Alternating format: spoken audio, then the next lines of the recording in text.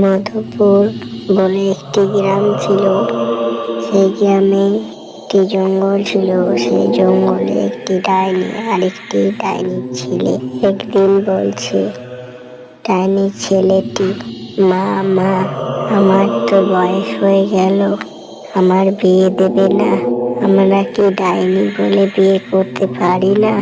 আমি তো দেখি মানুষরা বিয়ে করে, তাহলে ওদের জীবন আছে বলে ওরা বিয়ে করবে, আমার কি জীবন নেই? আমি ভূত হলাম তো কি হলো, আমরাও তো বিয়ে করতে পারি।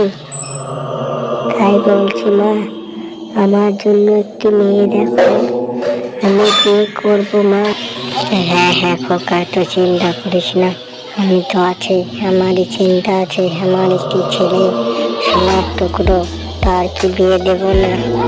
আমি মনে মনে খুঁজছি, আজকে সন্ধ্যার দিকে বলে একটি পড়ে আসবে, দেখি তার কন্যা আমাদের এই জঙ্গলে ঘুরবে।